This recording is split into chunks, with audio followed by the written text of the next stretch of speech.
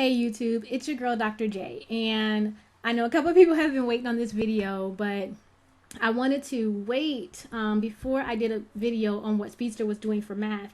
I wanted to wait a little bit to because we were going in a very new direction, because he's in 5th grade this year, and for us, 5th grade starts middle school, and so we were going to be doing things very differently than we had done the previous year when he was still in elementary school, because for us, middle school is a very different type of homeschooling than elementary. And so I didn't want to just come on and do a video and say, hey, this is what I planned. I really wanted to be able to talk to people, not just about what we were using, but how we were using it and how things were going in what we were using. And so I'm ready to do that. We're in October now, and so he's been using this since the beginning of the school year, and so I'm really ready to kind of comment on what he's doing, how it's going, how we're using it. To give you guys a little bit of background, Speedster is 9, in the 5th grade, and he is a very mathy kid. Like math is just something that he enjoys, and he's really good at it. And so that really informed what type of math we went with. Now, the decision to start pre-algebra in 5th grade, that was not a decision that we took lightly. I know everybody has different ideas and opinions about when you should start the pre-algebra series or going into the algebra series, because of the calculus trap that is common and you hear talked about a lot. But what made us go with this decision was I had gotten some really good counsel. I know the who we work with in setting Speedster's curriculum and stuff like that. I get a lot of guidance from our psychologist. She specializes in working with gifted children. Speedster is at the profoundly gifted end, and so that really has to have a contribution in how we make decisions for what we're going to do in our curriculum. And one of the best pieces of advice that I got was that he really needed to struggle in his work. He needed to be challenged in the work that he was doing. And even though last year in 4th grade, he was working 2 years ahead in math, he still was doing it with a lot of ease. And he did not have a lot of struggle when he was doing math. And so my husband and I really saw that it was time for us to really, take him out of that kind of traditional year by year, and give him something that was going to challenge him and make him think. This is particularly important for gifted children, because there is a lot of extensive research that shows that a lot of gifted children end up struggling in college, and some even drop out in college because they never had to think. Everything was very easy for them. Everything was, below their level, and so they got into the habit of not thinking when they were doing their work, not really trying, not doing homework, not really doing the reading, because they had been able to just get by. And we definitely wanted to avoid that with our child. So that was a decision, that was a contributing factor to why we were starting pre-algebra with not only with a 5th grader, but with a young 5th grader at 9 years old. And that's another reason why I wanted to wait before I talked about what we were doing, because I wanted to make sure that it was going to be something that was going to make sense for us to continue with. And so I feel like I got enough information, and so I could tell you what we're using, and I can tell you how we're using it. So what we're using is the Art of Problem Solving, pre-algebra, and how we're using it. We're using it a little bit differently than a lot of people that I've seen do videos, in that we are not, for math for us is something that's always taught. You always have an instructor for math, especially because my kids are mathy. That philosophy just goes from, if you had a kid that was good in basketball, nobody would say, oh, my kid doesn't need a coach because they're good in basketball. Or if you had a kid that was really good in playing the violin, nobody would say, oh, my kid doesn't need a violin teacher because they're good in violin. When your child is good in something, that's really the time to make sure that they're under the guidance of people that really know what they're doing in that subject area, who can guide them and mentor them in the proper way. And so that's really something that we thought long and hard about with our math as well. And so what he is doing, I'm going to show you guys what we do here at home, and also what other things we bring into play to make sure that he is getting good counsel, getting good guidance, and also having an opportunity to do math in the way that he's going to be expected to do math once he goes out of homeschool and goes into the college setting and goes into his career and all that sort of stuff. So we're using Art of Problem Solving. And one thing that I did, this is his folder. There's no fancy, cover page or anything like that. And we have like kind of your basic tables. This is a multiplication table that's in here for him to be able to look at quickly. These are just some quick fact sheets that I got. These I got off of mathbits.com.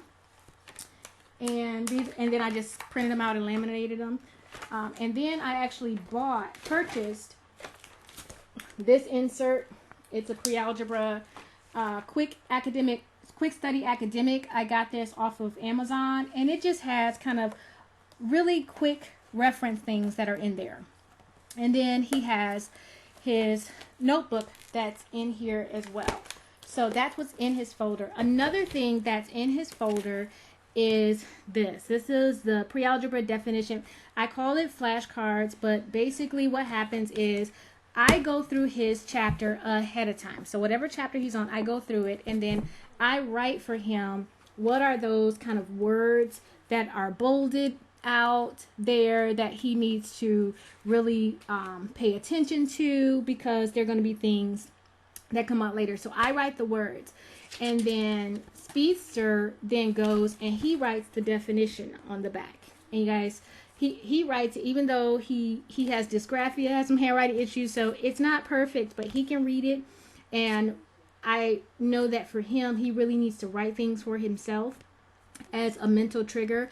But we started keeping this because I know that as he comes across new terms, those things don't go away. And that's one of the things that separates getting into the algebra sequence from doing kind of traditional grade level math, like 4th grade, 5th grade, 6th grade.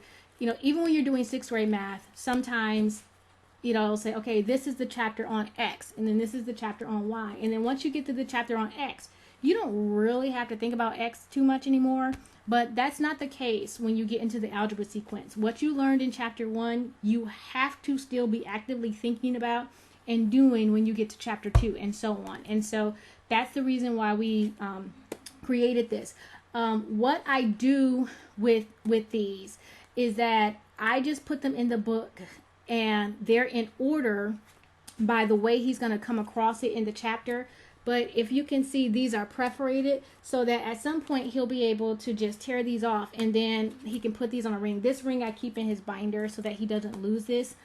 But he'll be able to take these out, and then he can put them in any order that he wants once he's finished with the book, so that when he goes on to Algebra 1, he'll be able to grab this, because he's still going to be using these same concepts.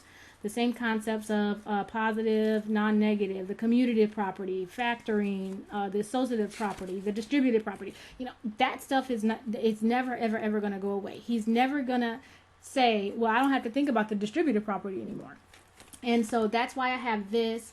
And it's also because he's really young. He's only 9 years old. And so because he's so young and starting into this, I really wanted to make sure that I was setting him up for success and going that extra step that he was going to need, so that he would be able to see. Because as a 9-year-old going through his book, he may not be able to pick out what's going to be important, but I can pick that out because I know what's going to happen in Algebra 1 and Algebra 2 and geometry and calculus and trig. I know what's going to happen in that stuff. So I can pick out those things because I know what's going to happen in the future. That's another reason why I'm a big advocate for having a teacher for your child, because I can't say that a child in pre-algebra is going to be able to look at a chapter or look at a concept in a chapter and go, hey, that's something that I'm really going to need to remember. Even if it's in bold, even if it's blocked, even if it's highlighted, that's still a lot to ask a child to know that, hey, you might not use this every day right now, But 2 years from now, when you're sitting in this particular class, you're going to really want to make sure you remember that. And so that's another reason why we do this, but this is another thing that we use. Another thing that I found, that you guys saw you had a notebook, but I found that this was actually a better fit for him, writing out his problems on graph paper. And I got the graph paper with the 1-inch square, because sometimes when you get regular graph paper, the blocks are too small, way too small for a child that's dysgraphic. And I had also ordered one with 1-inch blocks, but they were way too big, so we settled on the 1/2-inch squares graph paper. I got this off of Amazon, and it's great. And that's because one of the biggest things that he has learned is the importance of showing your work. We make him show him his work. The other people that he worked with, they make him show his work, because again, we who can look out in the future and know 3 steps ahead why it's important to show your work, he, as a 9-year-old who's trying to do stuff in his head, doesn't understand why he has to show his work. And so we've been able to give him something that's going to make it easier for him in the process. And I'm just going to show you guys kind of one of his pages. Now, you guys can see, like, for this problem, this is all one problem. Okay, this is all of it starting here, all the way. That's one problem that he had to work through. And so that looks a problem that has 1, 2, 3, 4, 5, 6, 7 steps of 7 different lines of information to get to this one number. That's completely different than the way that he was having to do work and solve problems before. And so that was something that we knew that we had to, again, set him up for success, help him understand why these things were going to be important, and give him the tools that he needed to have success. So this was really something that I was really glad that I purchased. Another best decision that I think I made with this was, in addition to getting him the textbook, the printed out textbook, I also ordered him the online book through Art of Problem Solving. I ordered the book directly from the company Art of Problem Solving, and I also ordered him the online edition. And I'm so glad I did that, because he's also dyslexic. So if he gets kind of eye fatigue, because the words are written, they're kind of small. The words can be written kind of small. There's a lot of text. For it to be a math book, there's a lot of explaining and text. And so I was really glad that I got the online version of the text, because it can read to him from the computer, and also he can put his problems in right online. Put his answers in right online, and then do a quick check. And another thing that I love about the online version of the book is that the videos for every single section, they're embedded in the book. And so he doesn't have to, he's sitting at his desk doing the work, and he doesn't have to stop what he's doing, looking at the book, and get up and try to find the video that's associated with the section that he's on.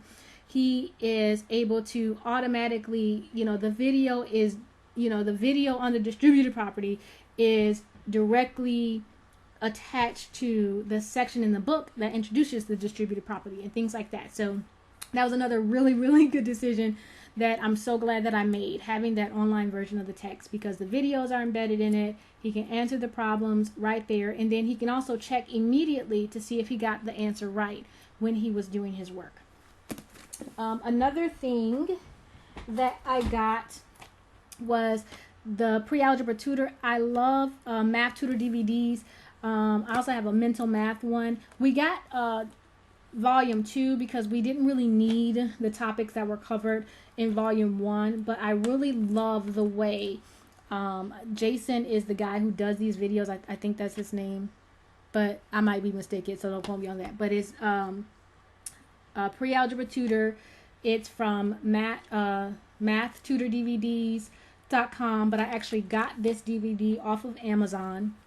And this one covers factors and multiples, prime factorization, greatest common factor, least common multiple, introduction to fractions, mixed and improper fractions, finding the common denominator, adding fractions, subtracting fractions, multiplying fractions, dividing variables and expressions, adding and subtracting expressions, multiplying expressions, dividing expressions, and solving equations. And so this is another good one that if we're just in the van going somewhere, he can look at it. If I just want him to kind of look at a topic and get it in a different way, because you guys know one of my philosophies has always been that I never have my kids learn something just one way. Even if it's something that's as solid as art of problem solving, I still don't want my kid to only get that information one way. So that's another reason why I have these and I really like using these. Another thing that we're doing this year that is different is that in addition to working through the book, Speedster is also in the Art of Problem Solving Prealgebra online class. And I will tell you that I absolutely love the class. It meets for an hour and a half once a week. And then they have homework that they do throughout that time. In the class, I think in his class, there's probably about 25 or 30 kids in his class. And they don't have video on or anything like that. Everything is just typed out. But it's absolutely phenomenal because in the class, it's a bunch of other mathy kids. So he gets to see, what other kids around the country, and I think there are even some international students, what it's like sitting in a classroom environment with a whole lot of other kids who understand math like you do, who are doing math like you, and just seeing, how fast everybody comes up with the answers and how it's okay to not know, and being able to kind of have that exchange of ideas and stuff like that in the classroom setting. I also love the way that the class is set up because they have their teacher that's in the classroom, and then there's also a teacher's assistant. And so when the students answer questions, they determine whose answers they put on the screen. But sometimes if you have a student and they answered the question wrong, the teaching assistant will open up a private message and talk to, hi Salamander, and talk to the student. If they got the question wrong, they'll kind of put them in a box and say, hey, check out this or change this or look at this, so that they're getting immediate feedback. And the whole class doesn't have to know. So you don't have to worry about your child feeling embarrassed. And also if they have a question, if there's something that's said in the class and they don't understand it, they can ask the teaching assistant a question and they'll answer that question live while they're in the classroom, so they can keep up with it. So it's not like, oh, I can't get my answer to this until the class is over, or oh, I have to tell all these people that I don't understand this concept. And so I love that aspect of it. Another thing that I like is that in addition to the problems that are in the chapter, the kids are supposed to have read and done all the questions in the chapter before they have that online class. So you're supposed to come to class prepared, just like you would be doing in college. You're supposed to come to class prepared. And then in the class, they talk about the work that they did and they do some problems that's outside of the book. You also have homework.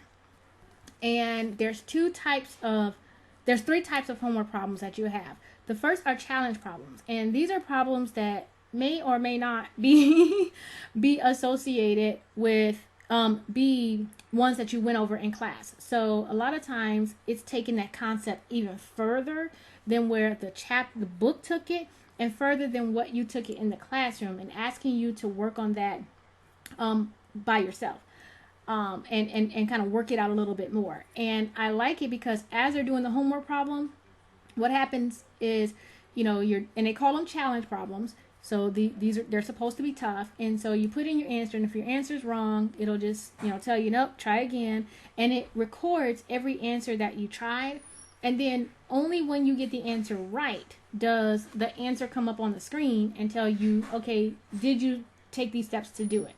Because the name of the company is the Art of Problem Solving, and that's what they're trying to do, show you this is how you solve these problems, and it's really about helping you gain mathematical thinking. So I love that aspect of it. So they have the challenge problems. The other thing second thing that they have is Alchemist Problems. And in Alchemist, those problems are geared more towards math competitions, and that's where that spiraling comes in, because you don't have a lot of spiraling in Prealgebra, but you still have to make sure that you're practicing concepts, because you're going to be taking the ACT, SAT, doing math counts competitions or different things like that. And so those Alchemist problems are really helping you to stay on your toes, to get to make sure that you're stretching yourself, to make sure you're remembering concepts. And so they have those. And then also most weeks they have a written problem. And with the written problem, that is that you don't just answer the question, you have to explain exactly what is the theory or concept that you use to come up with that answer, why did it work, and how did you test it.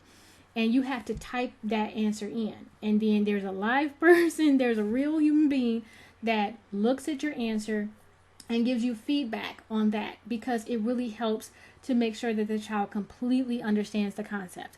And so I absolutely love that. So that's been a great thing that we're doing. This is the first time that we've done math online with a live course and a live teacher, and I'm really glad that we made that decision. It's tough. I mean, the class is tough. I mean, it's the class built with mathy kids in mind, and so they don't care if you're 9 or 10 or 15. If you know it's tough. It's rigorous, but he's actually really enjoying it. Even though it's not easy, he's enjoying the process immensely. So I'm really happy about that. So I'm happy that we made the decision to enroll him in the course.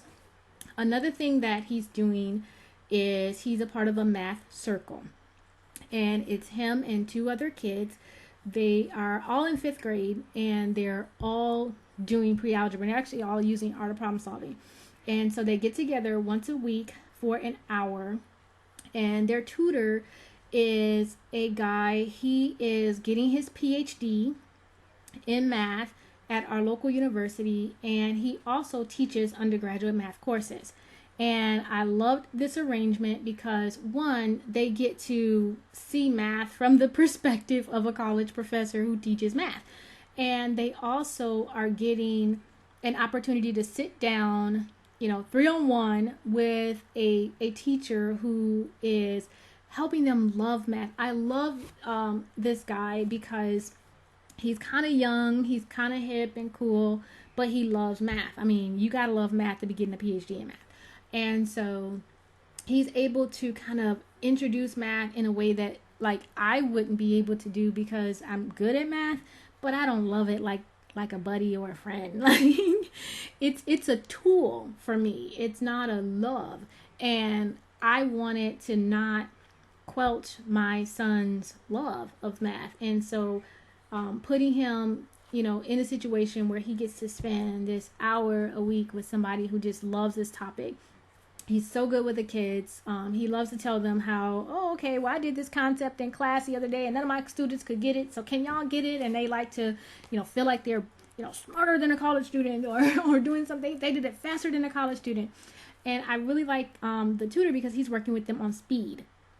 How do you do it fast? Which, and that's something that we don't really do in homeschool. We're like, let your kid take time.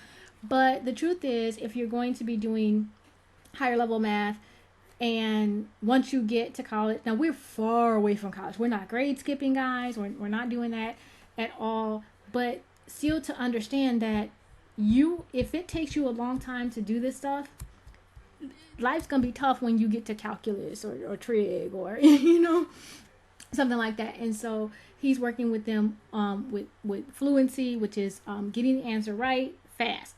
And so they love it. And I knew that this was great when in Speedster's writing course, he was asked to write a poem. And the poem that he wrote was about math and how he loved math. And so I was like, okay, I've made some good decisions and we're on the right track, because this kid is writing love poems about math. And so I felt really happy with the decisions that I made, because it's not just something that he does just because I told him to. It's something that he's enjoying. He's struggling, with getting the answers, and I love it. I love that he doesn't just sit down and know exactly what to do, but he has to stop and go, let me think about this. And then I love that he doesn't always get the answer right away. I love that too.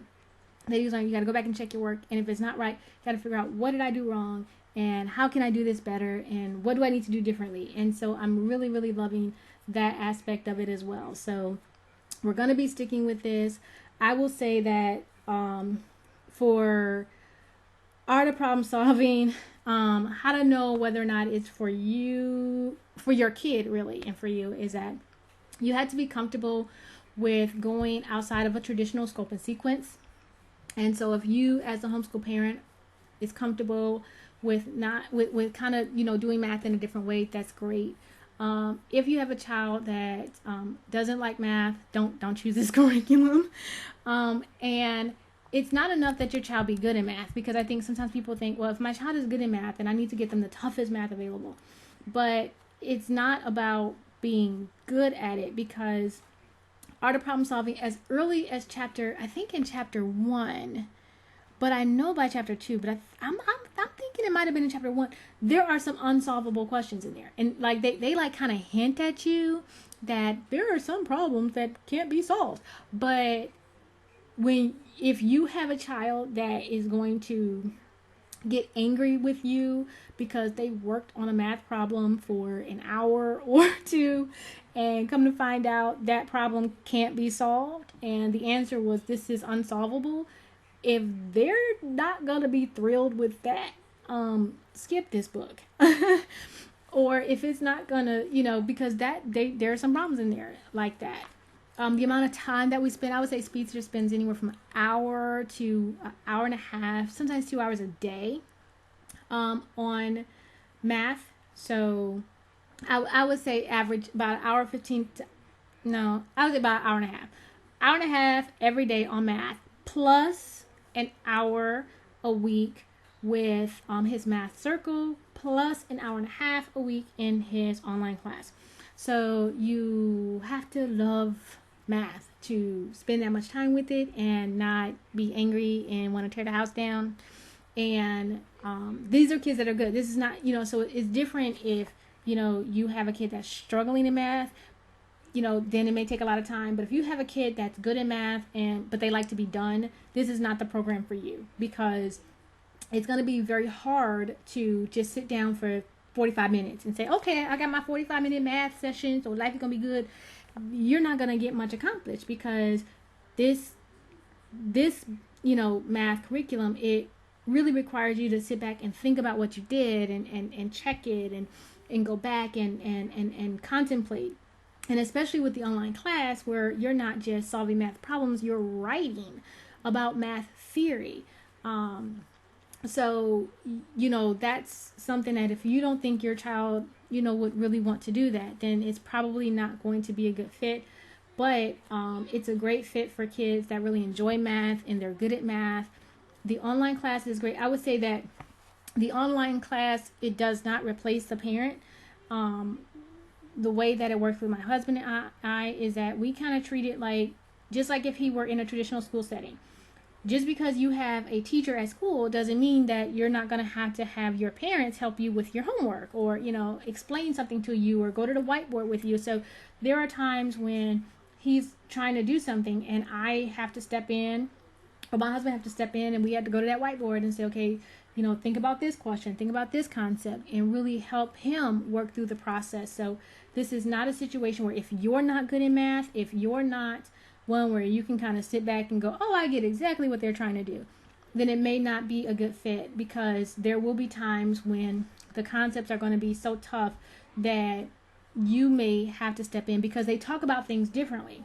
Like, for instance, you know, subtraction is the, you know, you're just doing inverse addition, and division, you're doing inverse multiplication, you know, and so the concepts are going to be explained a little bit differently, and so you want to make sure that you're comfortable with it too. But as a whole, I really love the program, and I'm looking at the time and I'm like, why can I not do a video that's less than 30 minutes? So you know what, I'm gonna stop now just so that I beat the 30-minute mark. So I hope this helps. This is Dr. J, and I'm out. Bye bye.